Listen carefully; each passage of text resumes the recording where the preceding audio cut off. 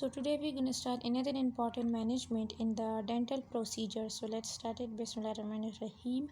So basically it is actually acute hypoglycemia, and acute hypoglycemia mostly occur in diabetic patients. Sometimes they overdose of due to their overdose of insulin.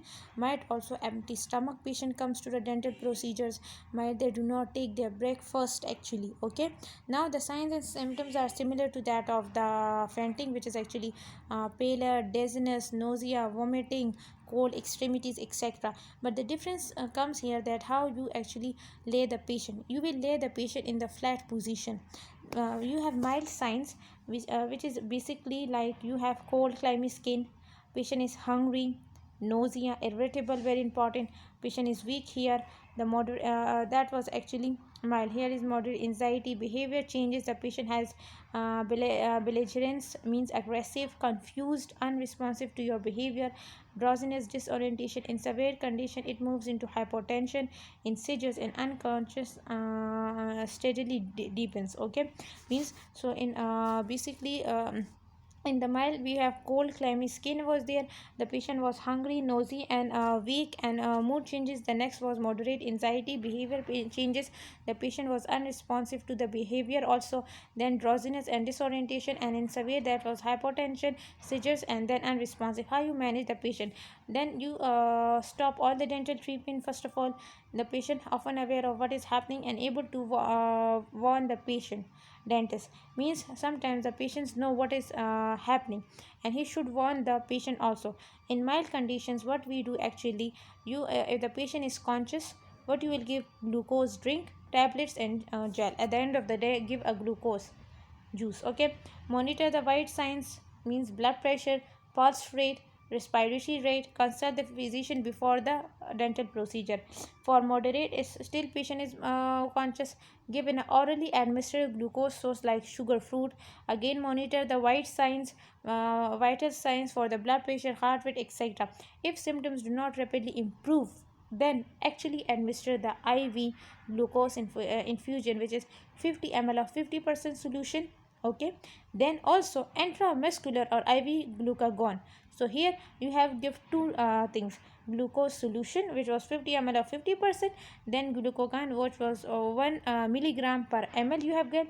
Then further you will consult to the physician before further dental care. Okay, in severe, what you do, it is basically again you administer 50 ml of 50% of glucose IV. You give glucagon. You will actually basically monitor the vital signs, give the oxygen to the patient, transport medical emergency care. Then hypostop, a gel. It is a gel that contain a glucose. Give that glucose that provides sufficient glucose absorption through your oral mucosa to stop the declining consciousness.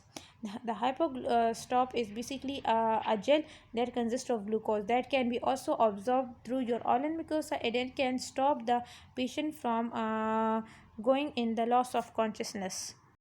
Now moving to another basically management in the dental procedure, which is adrenal shock. Sometimes patient on a long corticosteroids responds to surgery unpredictably.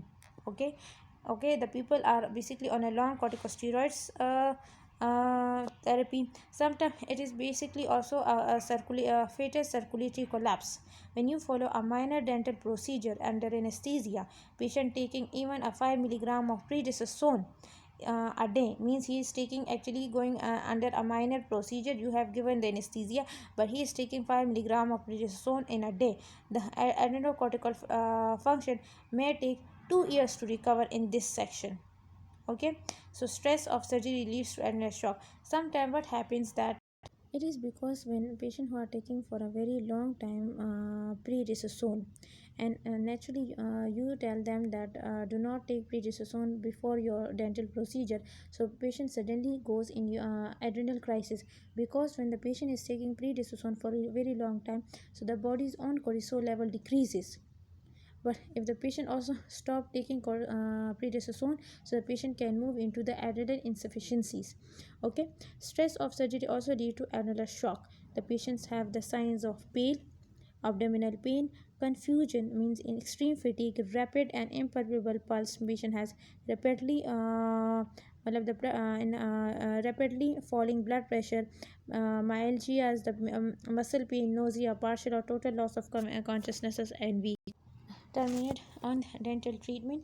Lay the patient flat the way we did also in hypotension. Raise the legs above the level of head the way we also did in the fainting condition. Have some medical assistance. Also give 100 milligram, at least 100 milligram of hydrocortisone sodium 16 intravenously or IM if IV is not possible. Give oxygen. Give also artificial ventilation, means oxygen give. Then monitor vital signs. Start an IV line and drip of crystallized solution. Also give the crystallized solutions also like ringer's lactate because patient is in shock condition. Start basic life support if necessary. Transport to emergency care facility. This is very rare, but other reasons for the loss of consciousness can be happen or occur.